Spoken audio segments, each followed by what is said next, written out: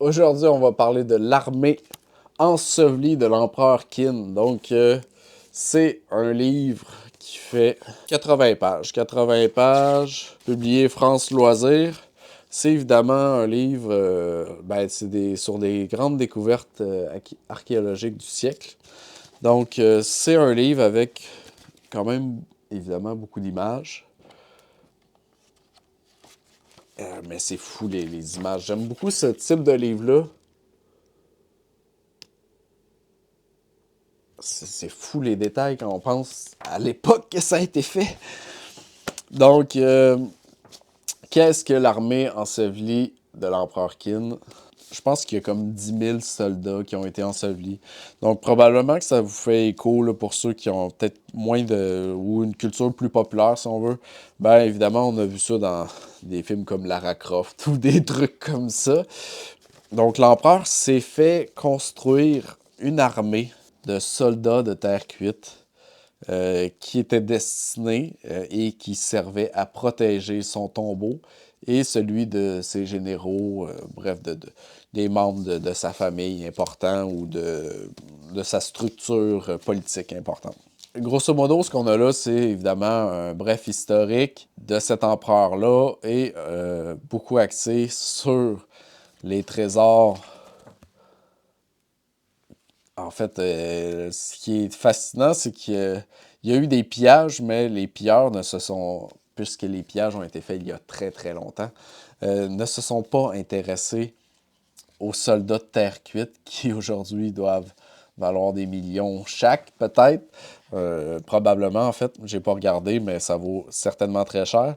Mais il y a eu des pillages et ce qu'ils ont volé, c'est les armes. Parce qu'il y avait des armes. Celui-là avait un arc, par exemple.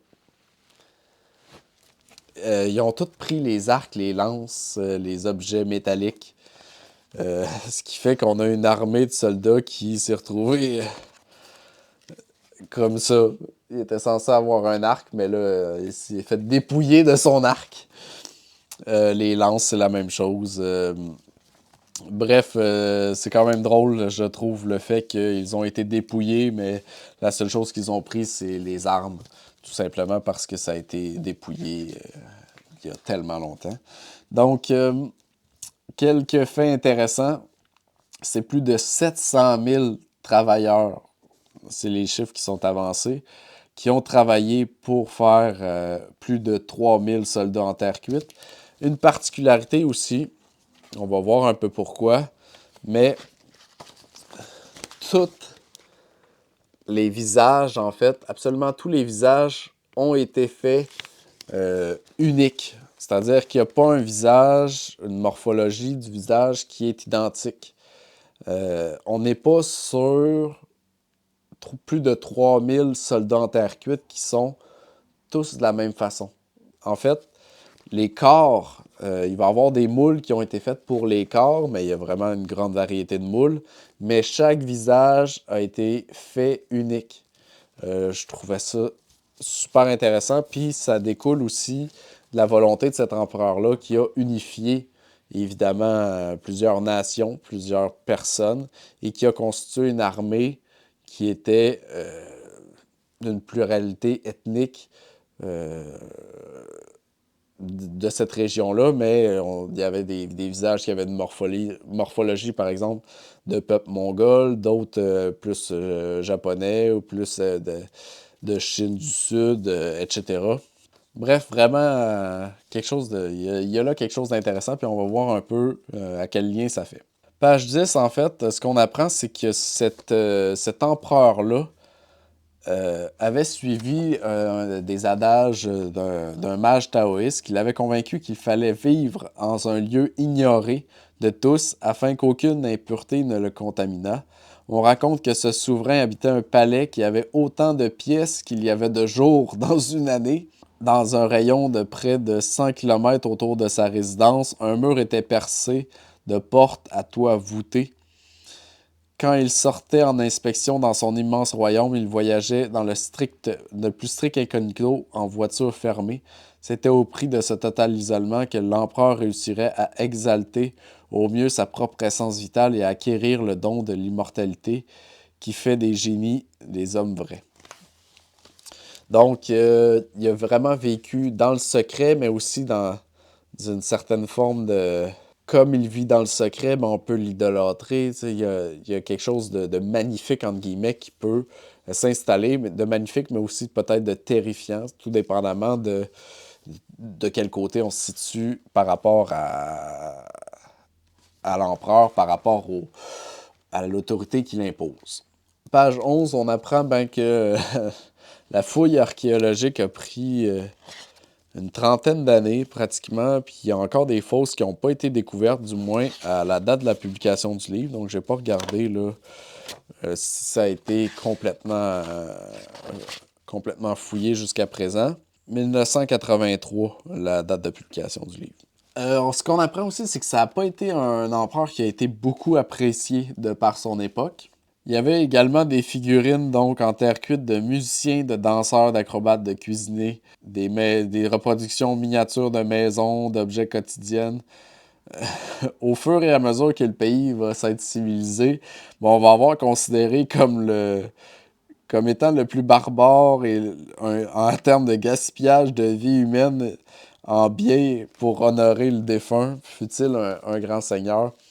Donc, évidemment, les ressources économiques puis les gens qui ont été sollicités pour faire ça, c'est sûr que si on le prend d'un œil extérieur, on va dire que c'est du gaspillage, ce qui est quand même un peu vrai. Mais ça a fait en sorte qu'aujourd'hui, en 2024, on en parle encore et on va en parler encore très longtemps. Par contre, ça, on ne peut pas y enlever ça. Donc, parmi tous les soldats portés jusqu'à ce jour à la lumière, il n'y en a pas deux qui sont semblables. Donc, faut-il y voir la volonté de l'empereur qui gouvernait, comme on le disait, un immense territoire, mais aussi avec des militaires de toute ethnie. Donc, mettant en relief les différents physiques et peuples de l'Asie orientale regroupés par lui dans un empire multiracial. Donc, c'est aussi ça qui est vraiment intéressant, je trouve, cet aspect-là, que chaque soldat en terre cuite était unique, en fait. Donc, on va aller sur l'armée. Donc, on va y aller pour l'armée, page 27. Il établit une hiérarchie militaire fondée sur le service rendu. Commence le règne des militaires, des ingénieurs, des experts en stratégie et en tactique.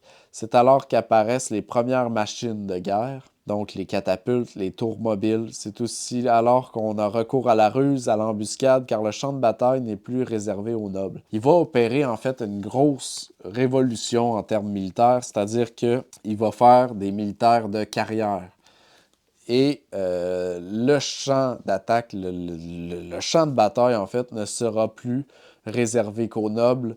Il va y avoir vraiment tout le monde, les paysans. Donc, il va faire une sorte d'armée paysanne soldate.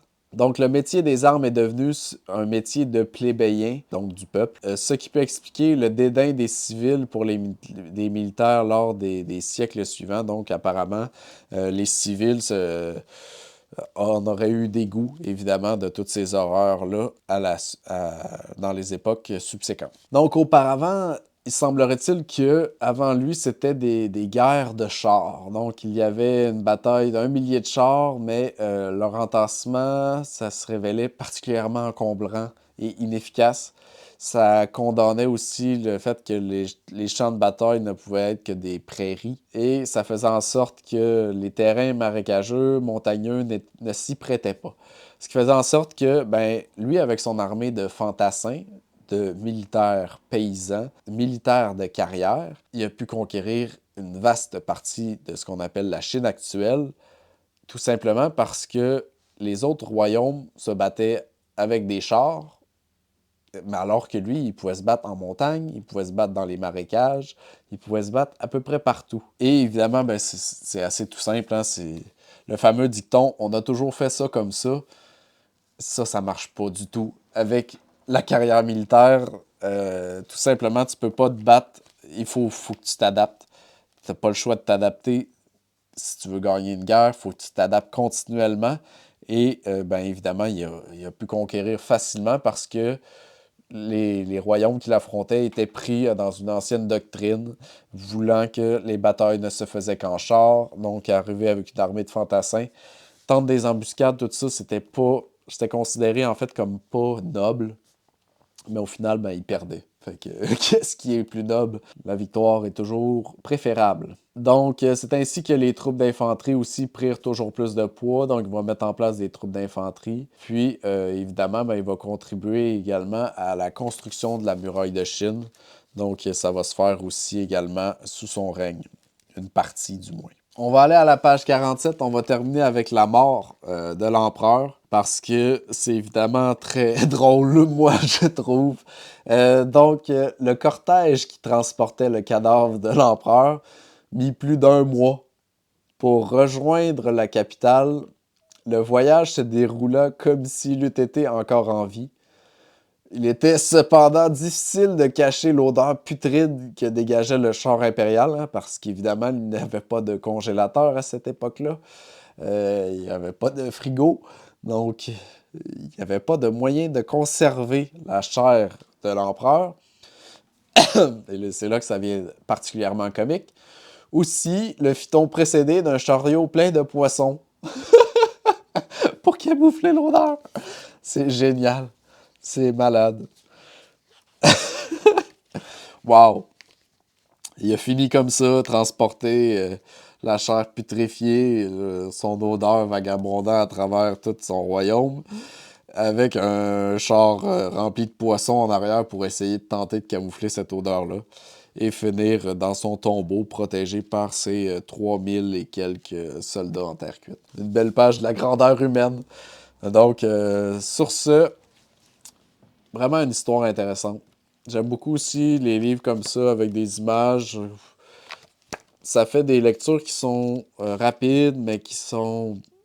Ça permet de se projeter beaucoup plus que uniquement par l'imagination, parce que là, on a les photos de tout cela. Bref, l'armée ensevelie de l'empereur Qin. Bonne lecture.